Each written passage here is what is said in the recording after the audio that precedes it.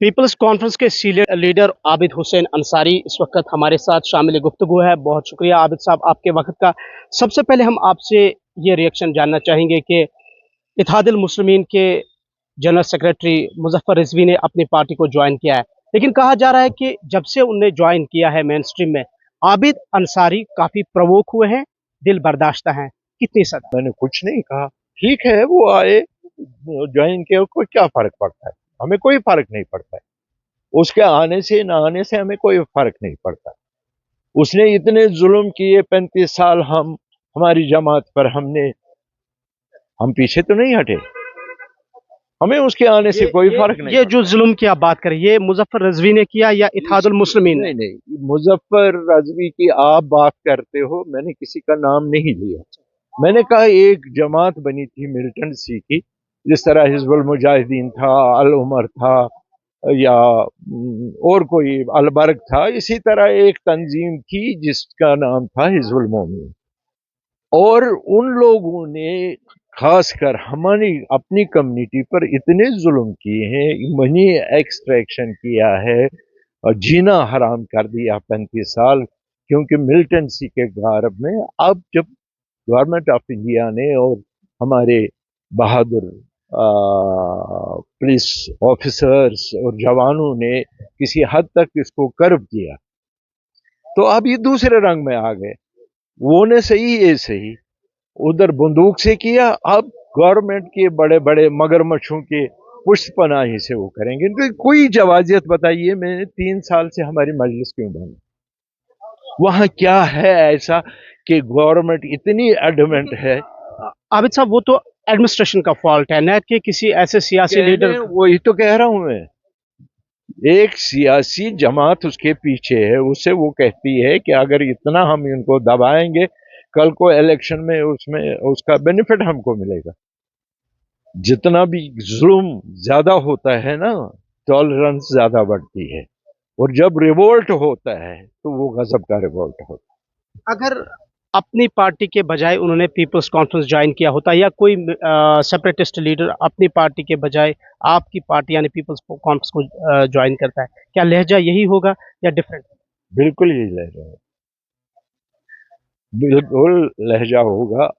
आपने आज तक एक लिबास पहना था, बॉडी तो वही है। अब आपने दूसरा लिबास पहना, बॉडी तो वही है, नक्शे तो वही हैं, करना तो वही है जो आपने 35 साल एक्सट्रैक्शन की। सवाल ये है ना, आदमी कैसे पहचाना जाता है? या उसके अखलाक से, या उसकी डीड से, या उसकी वेल्थ से। आप खुद जाइए, देखिए हिजबुल मोमिन जो चलाते थे, जो सरगुरु थे, उनकी वेल्थ कितनी है, कितने बड़े आदमी हैं, कितनी प्रॉपर्टी है, आई कहां से? लोगों को इस्तेसाल करके, एक्सट्रैक्शन करके, पैसा हासिल कर, मारदार कर। आपकी ओपिनियन में जानना चाहूंगा रिगार्डिंग हुर्रियत कॉन्फ्रेंस या जो सेपरेटिज्म ग्रुप। उसकी एथेंटिसिटी नहीं है अभी, चिंगारी है कहीं न कहीं, जो कभी निकल के आपके उड़ी के साइड से निकलती है, कभी यहाँ अपने शुपियन की तरफ से, कभी कोकरनाग की तरफ से। ये क्या है? ये वही चिंगारी है। आपने बहुत कोशिश की मिलिटेंसी को खत्म करने, बहुत हद तक हो गई, लेकिन कहीं सिस्टम में कोई प्रॉब्लम है।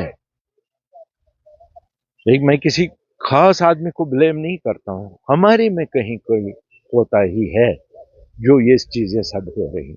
ये नहीं होना चाहिए। पीसली, अमन से यहाँ लोग रहें, जियो और जीने दो। लेकिन आपको मैं ये बता दूं कि ये जो वो लोग जिन्होंने 35 साल बंदूक के नोक पर इस्तेसाल किया है, जब वो मेन स्ट्रीम में आएंगे, वो इससे ज्यादा इस्तेसाल करेंगे। खुदा न खास्ता, खुदा न करे अगर वो इक़्तिदार में आए। आज साहब, ये कहा जा रहा है कि अब हालात जो बिल्कुल मुख्तलिफ है, यहाँ की फिजा बदल गई, अमन है। 30 साल के बाद जुलूस की इजाज़त मिली। 10 मुहर्रम 8 मुहर्रम को G20 की मीटिंग हुई यहाँ पे। 15 अगस्त पर कोई रेस्ट्रिक्शंस नहीं थी। तो डू यू एग्री कि वाकई पुरअमन माहौल है और एक अच्छा मैं कह रहा हूँ ना, 70-80% तो हो रहा है, अभी 20% करना है। वो 20% तब होगा जब ऐसे ही लोगों को आप दूर रखेंगे। जिन्होंने 35 साल हमको पीसा, अगर आप उनको दूर रखेंगे तो ये सारा ठीक हो जाएगा। 20% उन्हीं की वजह से अभी भी जिंदा है। डू यू थिंक कि जो कश्मीर इशू है वो अभी भी स्टैंड है, या जो 5 अगस्त के बाद हालात बदल चुके हैं, अब जो ये कहा जा रहा है कि कश्मीर कोई मसला नहीं है? कहाँ से ये इशू कहाँ खत्म होगा? कितने साल लोगों ने, बड़े बड़े नेताओं ने, हमारे बड़े कदावर नेताओं ने हमें सब्ज बाग दिखाए, लेकिन उन्होंने कभी ये क्लियर नहीं किया कि वो क्या चाहते थे। वो आज़ादी चाहते थे, हिंदुस्तान के साथ जाना चाहते थे, पाकिस्तान के साथ जाना चाहते, क्या करना चाहते? कुछ नहीं हुआ। जो 70 साल 80 साल कुछ नहीं हुआ, अब क्या होगा? आप बताइए। ये ऐसा है, मैं एक घर में 80 साल से काबिज हूँ, बैठा हूँ। 80 साल से आप मुझे नहीं निकाल सके, आप क्या निकालेंगे आप? हमें ये मानना तस्लीम करना चाहिए, जो माजी में हमारे लीडरों ने फैसला किया है हिंदुस्तान से मिलने के, वो फैसला है, वो रहेगा। कल 3 सिक्योरिटी फोर्सेस के ऑफिसर्स को मारा गया एनकाउंटर में। ये भी कहा गया है कि सिग्निफिकेंट इम्प्रूवमेंट हुई है सिक्योरिटी में जम्मू कश्मीर, खासकर जब हम कश्मीर की बात करते हैं। आप क्या समझते हैं कि जो मिलिटेंसी है, मिलिटेंसी का खात्मा, इसका हल क्या है? ये इसका हल यही है, जो मुलवस पहले थे 30-40 साल मिलिटेंसी से, उनको दूर रखा जाए, यानी कि आप उनको फिर चेक किया जाए। हम यूँ कहें कि आप एंडोर्स करते हैं जो कार्रवाइयाँ इस वक्त हुकूमत की तरफ से की जा रही है उन लोगों के खिलाफ जो 1990 या 2000 में मिलिटेंसी में थे और आज अगर वो सरकारी मुलाजिम है तो उनको निकाला जा रहा है। गवर्नमेंट तो कर रही है। कितने लोगों की मैं वही प्रॉपर्टी, कह रहा हूँ कि आप उसको एंडोर्स कर रहे हैं। वो इंडोर्स कर रहा हूँ, कितने लोगों की प्रॉपर्टियां उन्होंने सीज की। उसमें सिर्फ से ये एक प्रॉब्लम ये है कि अगर मेरा बेटा मिलिटेंट है या मिलिटेंट्री सी से वाबस्ता है, ये तो कोई इंसाफ नहीं हुआ कि उसके बदले आप मुझे सजा देंगे, मेरी प्रॉपर्टी सीज कर।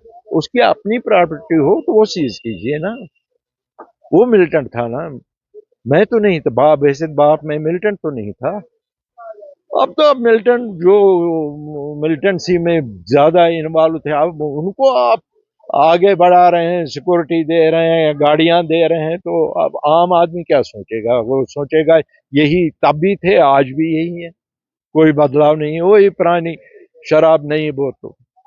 अब सब इंडिया अलायंस जो बनी है, कहा जा रहा है कि जो इंडिया अलायंस के साथ नहीं वो बीजेपी और आरएसएस के साथ। हर एक को अपना अपना नुक्ते नजर पेश करने का हक है, अगर डेमोक्रेसी है।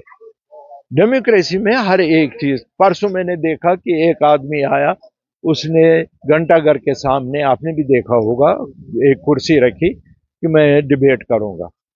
पहले ये हो सकता था? आज से 10 साल 15 साल हो सकता था ये? नहीं, सिक्योरिटी रिस्क है।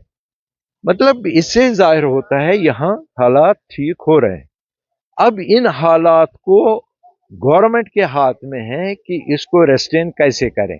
अगर इसको रेस्ट्रेन करना है तो फिर करिए, अगर नहीं करना है तो आने दे दीजिए, दरवाजा खुला है, उनको आने दीजिए। जो बंदूक बरदार थे आने दीजिए, वो बंदूक से नहीं, आप दूसरे तरीके से हमारा इस्तेमाल करें। बहुत बहुत शुक्रिया आपके कीमती वक्त का।